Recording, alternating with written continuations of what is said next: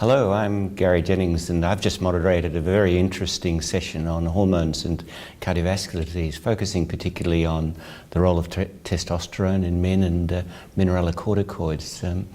Dr. Brown, why don't you tell us a little bit about some of the really interesting new developments in mineralocorticoid research? Thank you. Well, what I spoke about today was our appreciation that aldosterone is more than a hormone that just regulates salt, but actually has detrimental effects on the heart and the kidney and the vasculature, and some of the new means that we have to block its effects, as well as potential newly appreciated effects on metabolism and even the development of diabetes.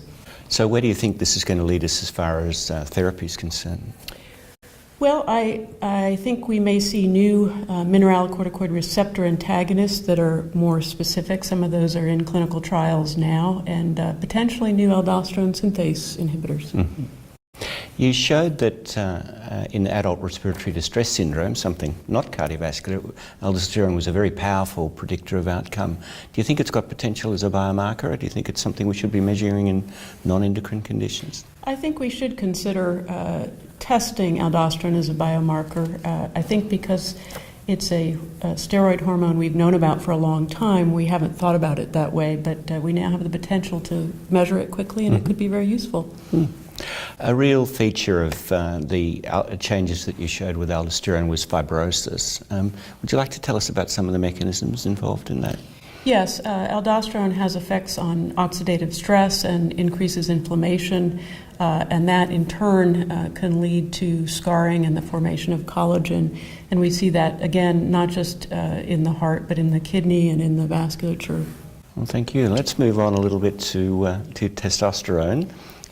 Something which is a very vexed kind of area, and one in which you gave us a very clear description of where we currently sit. Why don't you? Sure. Over the past 20 or 25 years, there has been a new phenomenon of age-related decline in testosterone, which is different from the classical hypogonadism, which is due to pituitary disease or testicular disease. So the prescription rates for testosterone have risen over the past 5 years, and the main population that is getting these prescriptions are men who are middle-aged and older, 40 to 64 years. At the same time, for the past 10 years, there are new data emerging regarding potential influence of testosterone on cardiovascular disease. So what I spoke about today was giving an overview regarding what we know from epidemiological studies, retrospective studies, looking at men who were treated with testosterone versus those who were not treated. And then also talking about some clinical trials that have shown cardiovascular risk with testosterone, but quite a few others that have not shown that risk. So at the moment, we lack clarity with whether testosterone is really resulting in cardiovascular events or not, but at least there is some signal, and a large study needs to be done with cardiovascular events as the primary outcome, and only then we'll be able to answer that question. So in what sort of population would you do that study? So it has to be middle-aged and older men, and if cardiovascular disease or cardiovascular events are the primary outcome, then it needs to be men who are slightly at higher risk of cardiovascular events. So men with a prior history of myocardial infarction or prior history of other cardiovascular disease, they would be, I think, the candidates to study. Because if this thing is indeed real, a well-powered trial in that age group with those risk factors would be prudent. Okay, and is this fall in testosterone with age normal? Does it happen in unacculturated societies? Are there risk factors for it? Indeed.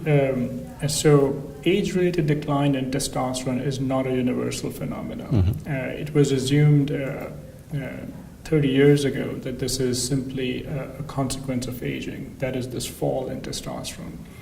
But some newer studies from Europe have shown that older men who are fit and have led a healthy life and do not have comorbidities, they do maintain serum testosterone levels in the normal range to their younger counterparts. So it may not be a phenomenon of aging itself, but more fitness and health. So indeed, it's not a universal phenomenon. And one thing I think one could do to sort of attenuate this age-related decline is engage in healthy lifestyle. Uh-huh. It's the same message, isn't it? Always. But that's very interesting because in recent years, as you showed very clearly, testosterone prescriptions have risen considerably, whereas the rates of hypogonadism haven't changed at all. Indeed. Does that mean that it's being overused in the community at the moment, or inappropriately used, understanding that we don't really know what the... Indeed, there's quite a bit of that. When you look at some recent studies, about 20% of men, middle-aged and older, who are started on testosterone therapy do not even have a baseline testosterone prior to initiation of treatment. And there are complexities involved because some of the symptoms that you get from testosterone deficiency, those are sort of very similar to some symptoms which you get as a consequence of aging. So I think some education is needed for the providers who are prescribing. So indeed, I think some of that will resolve, and one should make sure that you are diagnosing a person with testosterone deficiency when they have unequivocal low testosterone on more than one occasion, and also they are symptomatic. So you need to have both symptoms as well as documented biochemistry that your T levels are low. And those select patients, I think, should be started rather than starting it without appropriate workup.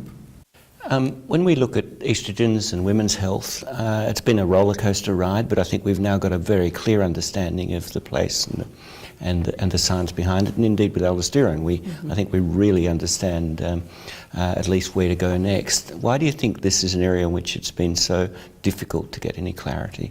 I think for quite a while, I would say that men's health has not gotten proper attention. So I think that the signs in terms of sex gonadal steroids and their effects, especially on the cardiovascular system. And I think credit goes to the investigators of her study and WHI study that has sensitized us, and the earlier information, scant information that we had about potential influence of testosterone on lipid profile, glucose. Now with these new results that are emerging, people are concentrating very hard to answer this question.